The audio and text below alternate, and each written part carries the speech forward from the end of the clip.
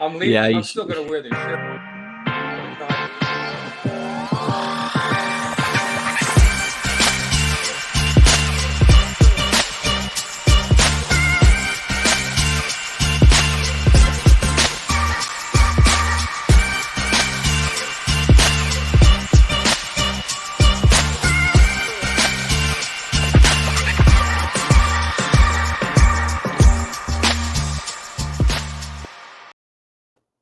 Hey, this is Kyle Kunkel. Welcome to the Bear Fruit Show. We talk about the success stories in business, life, and real estate. And I'm so glad to have our guest with us today. We have Gary McGinnis. He's a spiritual mentor, father in my eyes, and it's just a real honor to have you, Gary. Thanks, Kyle. Thanks for having me. Awesome. So today we're going to talk a little bit about dream interpretation. Um, it's kind of maybe an odd subject for some people, but in my mind, I believe that God always talks, even when we decide to go to sleep. So Gary's top accomplishments are being coming out of a negative alcoholic family, going into chiropractic school and building a successful practice, becoming a master certified in dream interpretation and interpreting dreams, teaching dream interpretation, etc., and being married for 39 years and having a great family. So, yeah, Gary, let's. So, those all sound pretty awesome.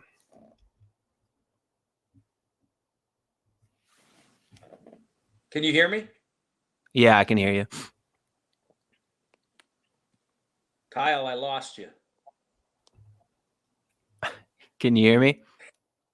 Now I can. Yeah. Can you hear me now? That's what God's Yeah, always saying. it's one Can of you hear those. me now? That's Yeah, that's why he said that's why he gives us dreams.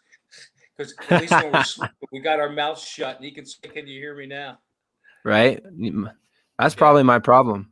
Yeah. I don't keep my mouth shut to Yeah. hear from God. Yeah.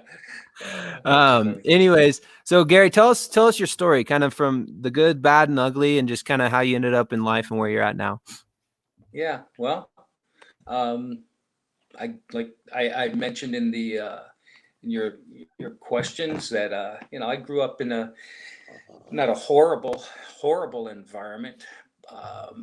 When you look at the environment some people grew up in, but I definitely grew up in a negative environment that was not conducive to producing a successful life for a kid growing up.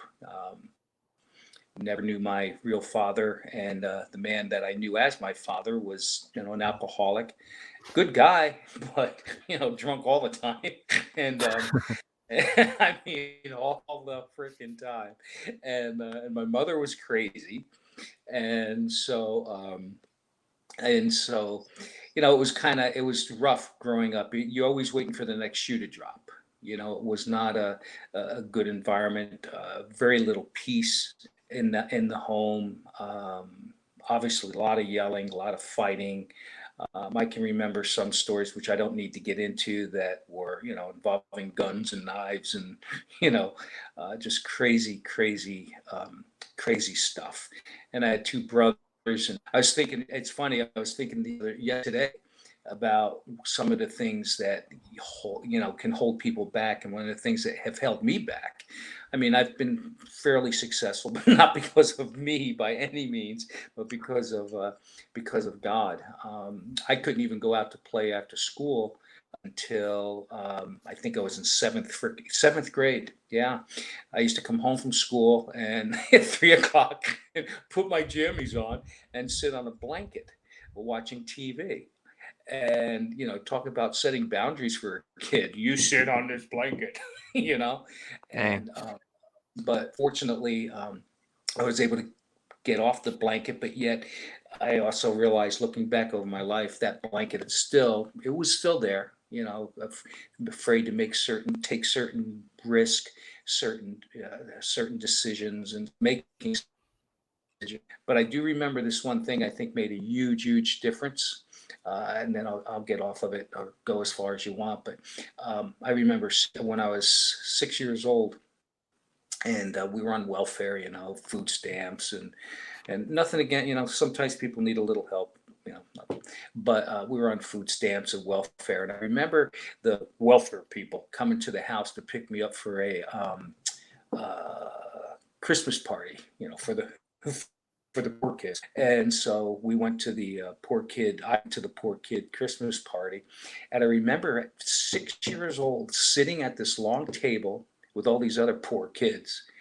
And I'm looking around, and this had to be God because I'm 6 years old. You don't think about this when you're six. I'm looking around at all these poor kids, knowing where I was. And I said, I don't belong here with these people.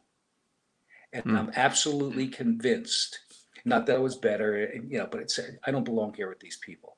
So at, um, at 6 years old, I believe that was a self-fulfilling prophecy that kind of set the stage somehow in a way I don't understand, that let God know I didn't want to stay in that kind of environment for my whole life.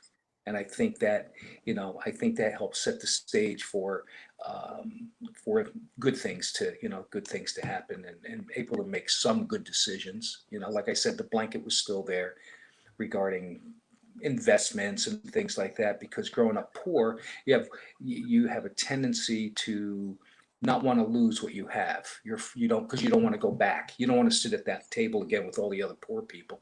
So sometimes you're afraid to take risk that could actually make things even better, you know, Yeah.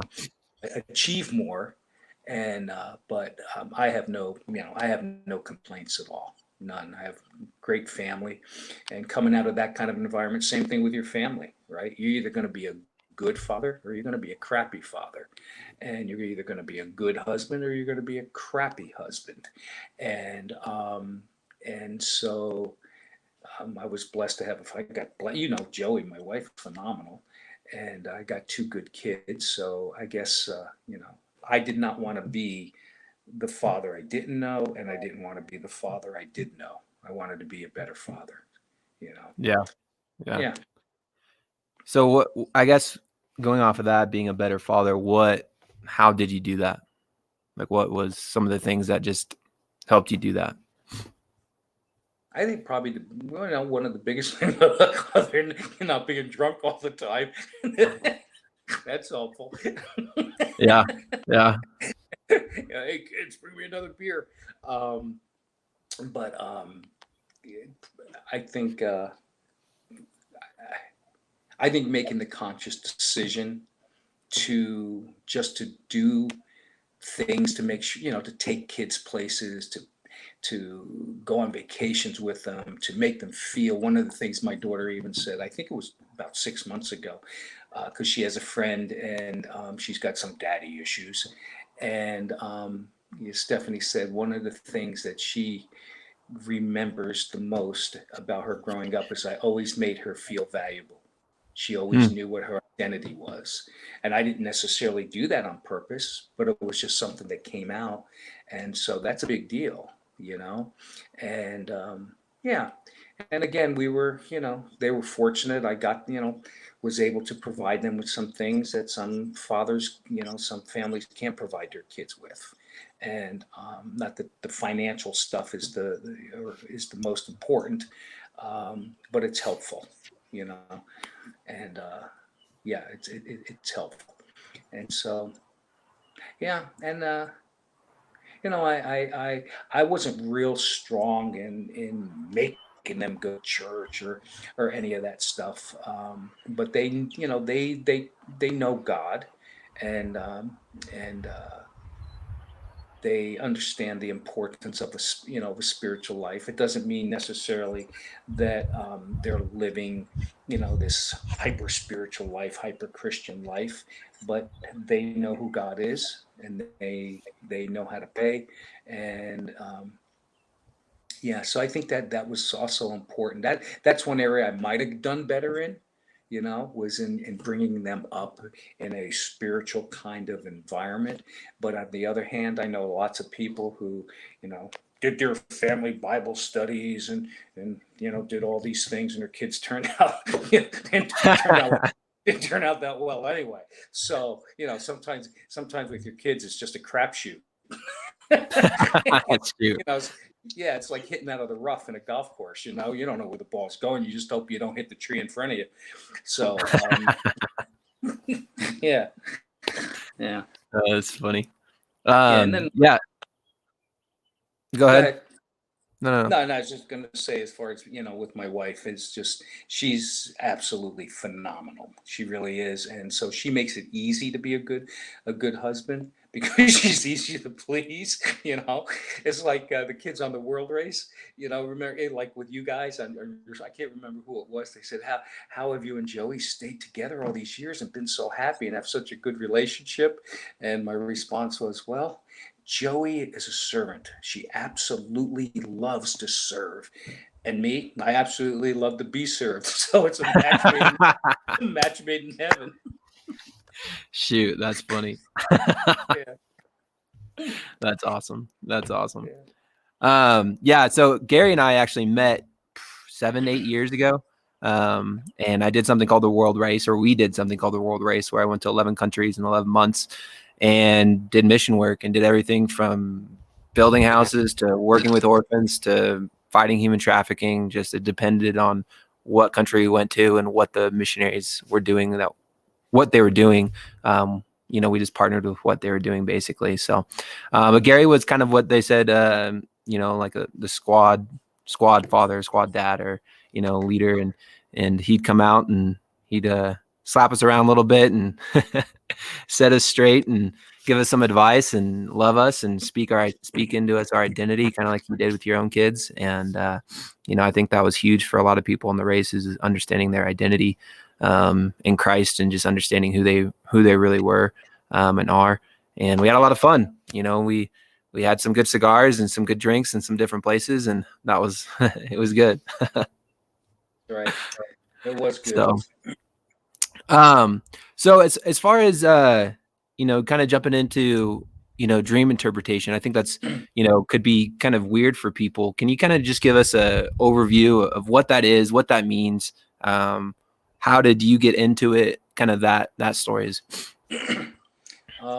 Well,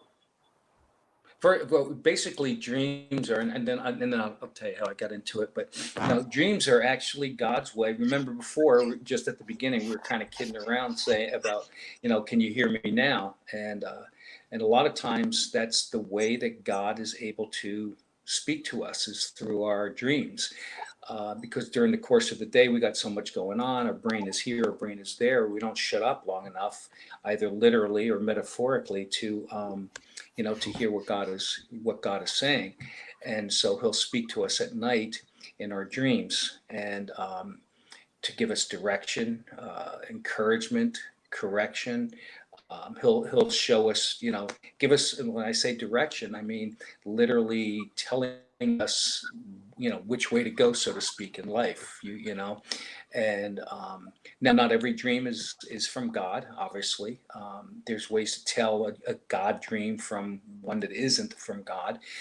Sometimes. Dreams will be out of our own soul, our own mind, the things that have happened during the course of the day.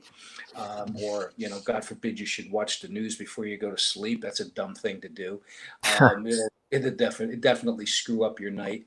And then sometimes it'll even come from, the dark side. What do you want to call that? The devil or Satan or, negative forces. It doesn't matter. It's all the same thing. So yeah, but God will speak to us in our dreams. And the way I actually got into it one day, I was in the church, and I was kind of like a prophetic guy in the church, and some girl comes up to me, and who I'd never seen before, I had never seen after that. She had blonde hair, a pretty girl, and she said, "Hey Gary, can you interpret a dream for me?" And I said, "Well, I've never done that before." I said, "But go ahead and tell me the dream." So she told me the dream, and I gave her the interpretation. Just kind of came to me, and I told her, and she looked at me, shook her head, and said, "Yeah, that's it." And she walked away, and I walked away, and I went through the door. And on the way out the door, I said, "Gee, God, I wish there was somebody here in this church who could really interpret dreams for people. And as clear as you hear my voice, he says, why not you? So, so which is kind of interesting, when you times when you have an idea and say, gee, I hope somebody can come up with a way to take care of this issue or that issue. Maybe in the back of your mind, God is trying to say, well, why not you? But that's another story. So I went home, went online, put in dream interpretation, and lo and behold, the first one that comes up, which is really strange, was a Christian website, Streams Ministries, with a man I love the guy. He's passed now, and I miss him. Got his picture right over there, John Paul Jackson, prophet, dream interpreter. And so anyway, I got involved with that ministry and went through a process and learned how to interpret dreams. And it's one of those things. It's like if it's a calling, you'll stick with it because out of like 4,000 people who started this program, I think we have like 18 people who actually got to quote master certified, and all that really means, somebody said, what's it like being a master certified dream interpreter? I says, well, it's kind of like getting your first degree black belt, just enough to get your ass kicked because because you're always learning. And everything is different. There's no dictionary book, that or dream symbol book that's going to tell you what your dream means. You have to go by the Spirit, because the Holy Spirit will never leave himself out of the equation when you're interpreting dreams. If you're interpreting them by the Spirit, if you're using like soulish interpretations like Jungian or God forbid Freud, then it doesn't really matter. But anyway, and God can use good dreams, bad. Even those dreams I said that happen during the course of a day. Let's say you're doing something throughout the day and then you dream about it at night. Well, God may take that dream and use it to teach you some things that maybe now that occurrence that happened during the day, which you just passed off as nothing, actually can have some deeper value and deeper insight into teaching you some things that next time you come upon that same situation, now maybe you can handle a little bit different because God has spoken to you and taught you some things through that, if that makes sense. Yeah, no, that makes perfect sense. So, I mean, for me, I wish I dream more. I just don't. But my wife, she dreams every night. And, I definitely think it's how God speaks to her. And, she's had dreams about people and, I've called them and, she's been able to speak into their lives and stuff like that. And whenever I get a dream about somebody, usually I'll reach out to them. And I don't always know, what dreams mean. I'm more of a daydreamer. But I guess for people who dream a lot or have these dreams and they don't know what to do with them, what would you suggest? Like, they know there's something there, like they know they mean something, whether you believe in God or not, like God will still speak to you in your dreams. Well, And you can actually go ahead. I'm sorry. And so, like, someone who has a dream or a reoccurring dream or something like that, what would you say to that person, to how to figure that out, or what does it mean? Yeah. Well, first of all, let's say it's a reoccurring dream, okay, the reason you're having a reoccurring dream is because God really wants you to learn something. He wants to reveal something. He wants you to learn something, teach you something that you still haven't gotten. It's just like passing the test with God. You never fail a test with God. You just have to keep taking it over and over again. Yeah, I can relate to that. It's like the Jews turned a 3-day journey into 40 years. Anyway, the most dreams, there's different kinds of dreams, but in most dreams, the person having the dream is actually what's called the focus. The dream is about them, stuff going on in and around their life. There are what's called intercession dreams, where you're not necessarily even in the dream. You're dreaming and you're seeing a bunch of stuff go on around you, but you're not actually in the dream. And if you are, it's to a very small extent. Those kinds of dreams are usually God's revealing to you something about somebody else's life or a situation at work or whatever that's going on. And the reason you'll get those kinds of dreams is to make you aware of what's happening. And so then you pray, or you can intercede, or bring to attention, these issues in other people's lives. But again, most dreams are about the person dreaming. The problem comes, though, like you said, in the interpretation of the dreams, because most dreams are not literal. Most dreams are metaphorical. Like people dream that that they died, oh my God, I saw myself in the casket. It was horrible. Am I going to die? Uh, well, if you keep eating Ho-Hos and Twinkies, you might, but that's not, but normally, if you see yourself dead in a dream, it just means some aspect of your life is coming to an end, and you're not dying, but something in your life is dying. Could be your job is coming to an end and God is warning you. Could be a relationship, could be a whole lot of different things that's coming to an end. And that's not a negative thing, because, when things die, there's also a resurrection of some things as well. So, Yeah. So my suggestion, because you can't, unless you're actually teaching this stuff and helping and really going into, some teaching about dreams, I think if you just ask God, okay, what does this dream mean? Okay, what are you trying to tell me? Just get quiet. Just be quiet and say, God, I dreamt this, and repeat the dream back to God. It's not that he has to have you repeat the dream, because it's like, if he gave you the dream, he knows the dream you had. Even if he didn't give you the dream, he still knows the dream you had. Satan could give you a dream, and God still knows that Satan gave you the dream. But you repeat the dream, and the reason you repeat the dream is not, again, so you can tell God what it is, but so you can kind of uh, remember it yourself and kind of work through as you're telling the dream. Like, okay, God, yeah, I was on a running track and I ran 50 yards and suddenly I tripped over this hurdle. What? And as you begin to even say those things, the understanding or interpretation can come if you've asked God, if you've asked the Holy Spirit to give you the interpretation. And the other thing is, too, you can also simply say, and also, God, send me some confirmation. Send me somebody to, and you'd be surprised how that works. Send me somebody who can help me interpret this dream. Sometimes you may not get any understanding of it because God gave you the dream, but it's not time for the interpretation.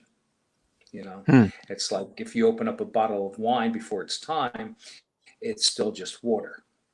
And, which happens a lot, like with people, like prophetic people, they get a word from God. They got to go out and tell the entire world, and all it is water. It hasn't really become wine yet. And so it doesn't really carry much weight.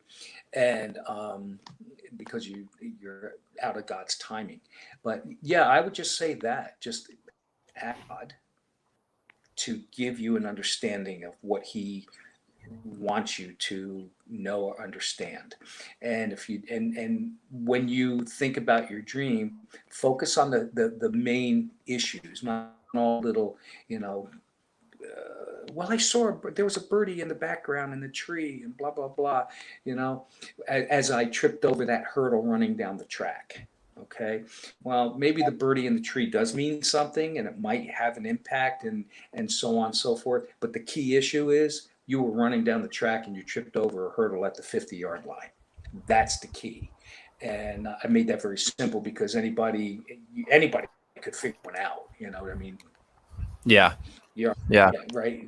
So you don't have to be a dream interpreter to figure that out. But so anyway, yeah, if you do that and write your dreams down, I don't do that as often as I should. But it's very important to write things down, write your dreams down, even if you don't think they're important, even if they're little snippets that you remember, write that down, because it goes back to the principle of, if you're faithful in the little things, God will give you more. So if you find dreams are valuable to you, God will begin to speak to you more in your dreams. If you're like, oh, geez, I shouldn't have had that pizza last night, and dreams don't mean anything. I know a lot of real left brain people. Like Yeah. they're very analytical and left brain, and to them, oh, that's just blah blah blah blah. And then on the other side, you got the real right brain prophetic people, and everything is got huge meaning to it. That may, excuse me, and it may or may not. And so, but yeah, write them down. That's really important to just write your dreams down in the morning and then read them. Then maybe later on in the day, go ahead and read it and ask God what they may mean. Yeah. Mm. Yeah, no, that's good. I think that's really good. I think it's kind of a lost, you know, what I like about it, just dreams and dream interpretation and understanding what it means is that I feel like people who are in business or in life are so busy, or just even now, like life is just so busy with, I mean, your phone, like you're never really left alone. And Yeah. so I really like that, God can finally speak to you because you're finally being quiet in your dreams.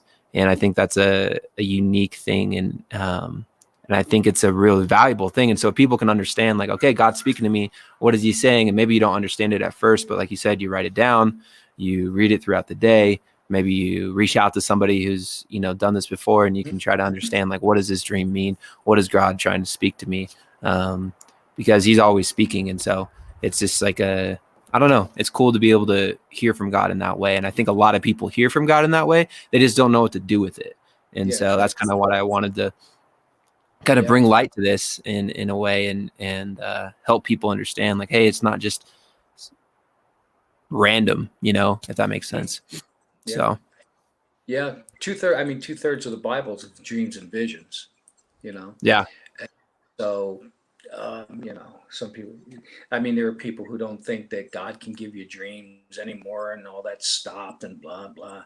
And, well, God's the same yesterday, today, and forever. Yeah. And spoke to Joseph in a dream. Well, he can still speak to Kyle and Gary and Paul and Billy Bob and whoever else is.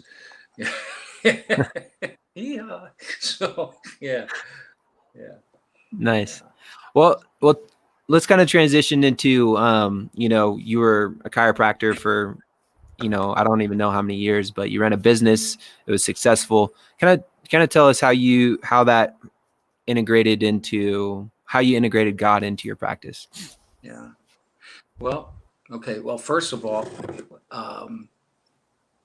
there's no way that because you know me, Kyle. I'm not the sharpest pencil in the drawer, and so I pretty much anything that well. I'll say it this way. One time I took this left brain, right brain test for whatever they're worth, and so when I took it, I was 80% right brain, 20% left brain, and the little synopsis at the bottom said, if you fall into this category, you've basically flown through life by the seat of your pants, which is true. So God, I believe I was called to be a chiropractor.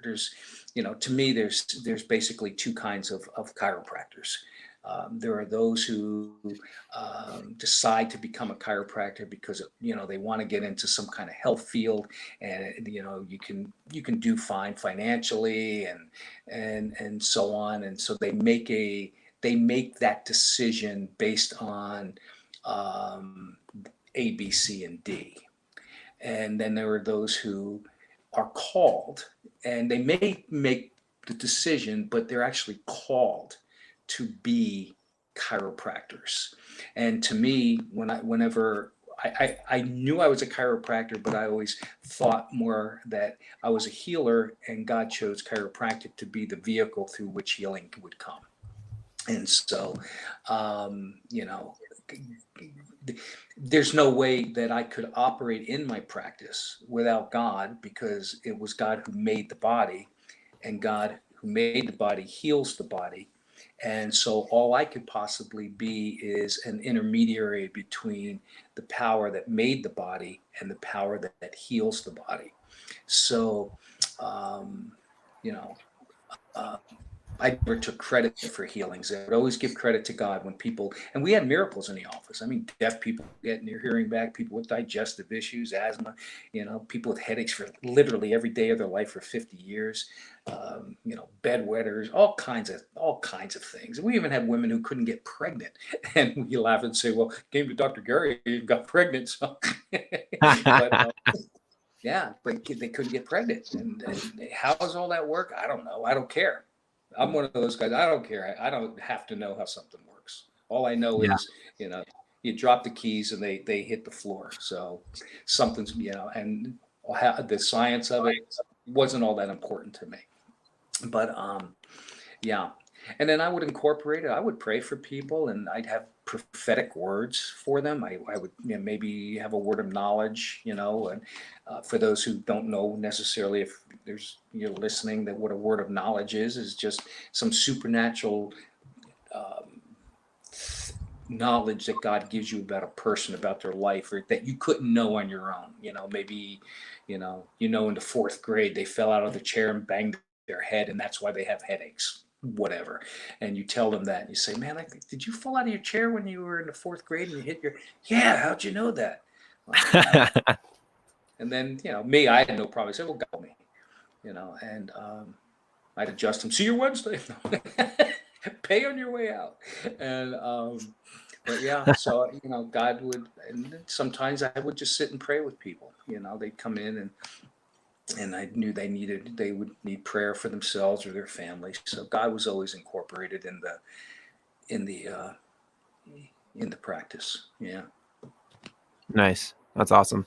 Yeah, I find that encouraging because in any business you're running, you're always interacting with people. And so just really listening to what God has for that person and being able to encourage that person, whether it's just smiling at them or telling them they're amazing, or Yeah. you can get a feeling of, hey, there's something going on with this person. How can I encourage them? How can I love them? How can I, what can I say to not just encourage them, but what does God have for them? Because God has something for everybody, whether you want it or not. So how can we love that person in that moment, and just the boldness to do it? And I admire that you did that in your practice and in your business, in such a professional setting. And I think a lot of Christians sometimes struggle with how to do that, or when to do that, or if they should do that. And I just think it's part of the platform that you're given, and it's an opportunity to just to love people where they're at. And you don't have to be on the stage to be preaching and be able to, you don't have to be across the world and doing a mission trip to be able to love somebody. It's just your mission field is where you're at right now. So, Yeah. awesome, awesome, awesome. So Gary, as we kind of wrap up, is there anything that you want to just share with us or encourage us with as we kind of wrap up? Well, probably, I guess maybe the only thing, since I know you're gearing this towards people who are either in business or want to be in business, or hope to be in business someday, um, is that um, you don't have to give up one for the other. You just kind of mentioned it there. Um, the world needs Christians. They don't need people to put their little fish symbol on their business card. Um, say, "Well, I'm a Christian," and then they do a crappy, I'm a Christian plumber, and they can't put two pipes together, and when they do it wrong, and then they steal from you. So put nothing against plumbers, and so putting a little symbol on your fish, that doesn't make you a Christian businessman. What does make you a Christian businessman is doing the job that God has given to you to the best of your ability, with the purpose of improving that person's life, and doing it with honor and doing it with integrity, honoring that person, honoring God, because obviously nothing happens in the world, nothing happens by accident. Any person who comes into your life, every customer that walks through a door, everyone that God sends that calls you to buy a house, that was preordained, foreordained, that at this time in history, Joe Blow would come to Kyle Kunkel to buy a house, or he would come to Billy Bob to get his oil changed or whatever. And if you recognize that this person's been sent into your life to serve them and care for them, and do it with integrity and do all things as unto the Lord. I mean, what if you're changing, the oil in Jesus' chariot? I mean, you'd want to do a good job, you know, Yeah. and and so and then do it, and then obviously be paid for, for what you do. You want to be paid. You don't want to be real. I mean, some of the worst people in the world would come into my office were Christians because I'd adjust them, and then they'd be horrified. Well, I'm a Christian. I thought you were. You mean you want to get paid? Yeah, I do. Right. Yeah. I just had a Yeah, I had a friend the other day just be like, "Oh, so and so, you do really well, and we're both Christians. You yeah, do you want to buy my house for me, and I'll pay yeah, you back little by little." And it's just like, come on, yeah, that's yeah. Let me pray. Let me pray about that. Oh, the answer is no. yeah, loud and clear. Yeah, yeah. Lord, would you? No.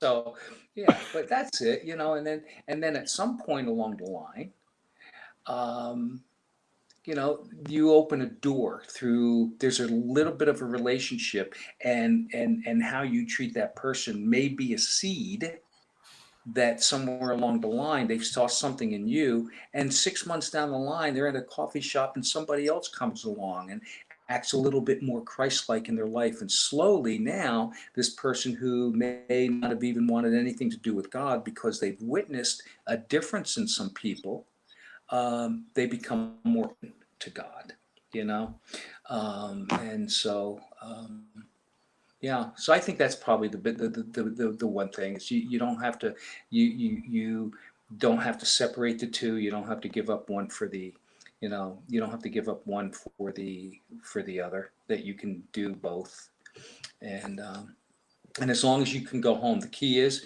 as long as you can go home at night, put your head on the pillow, and review your day and know that, what, I actually did do the best I could for each person. It wasn't perfect, but my heart was in the right place. God, if there's anything that was out of place in my motives, tell me now. And he immediately will tell you. And then you simply repent and say, Lord, give me strength not to be motivated by self-motivation next time, but let me do that. Let me be motivated by your love.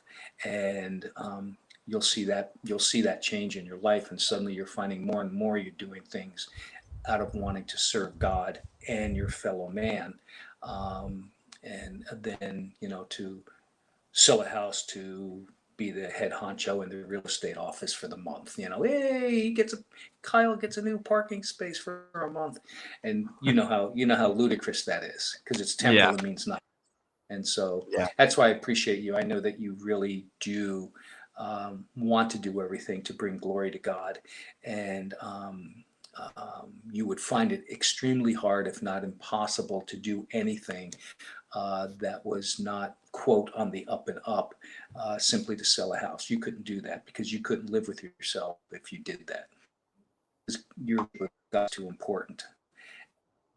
And so I think that would probably be the biggest thing for people.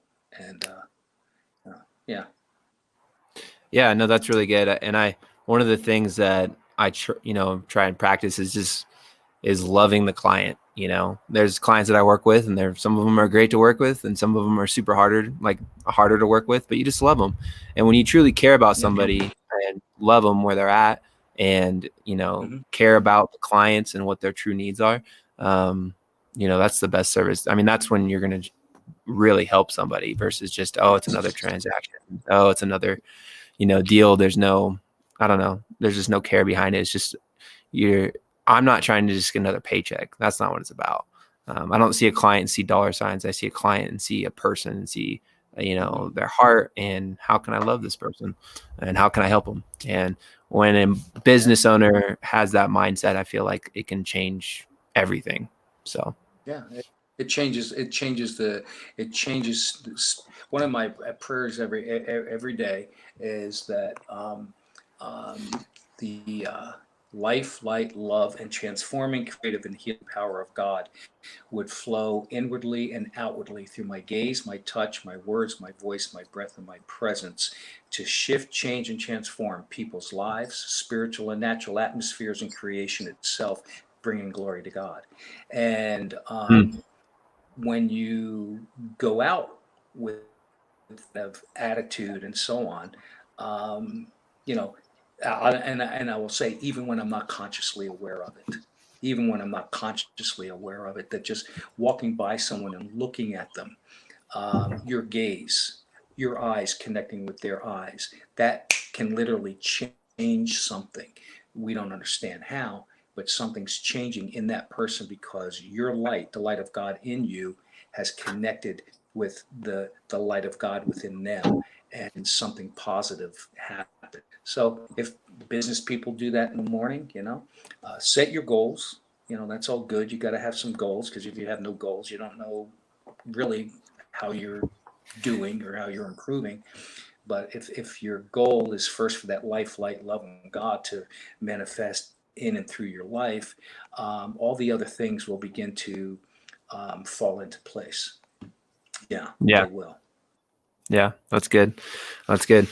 Well, as we kind of wrap up, if someone, whether you're a believer or not a believer, I believe, a lot of people have dreams, and, that's definitely a gift that you have, is being able to understand those dreams and interpret those dreams. If someone has those dreams, do we want to have them reach out to me and then I connect them with you, or how do we want to do that? Yeah. And for $39.95, I'll interpret it. That's right. And if you No. said two dreams today for the special price of $51.92 plus postage and handling, I'm a funny guy. That's funny. Yeah, they can connect with you first.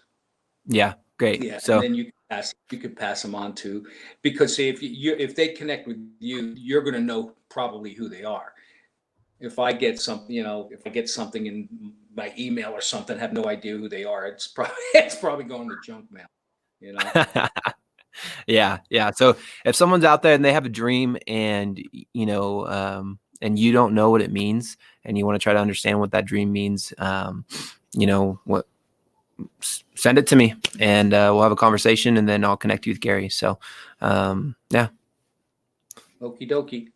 Well, hey, really appreciate having you on the show. It's an honor. I love you, and thank you. Love you too, man.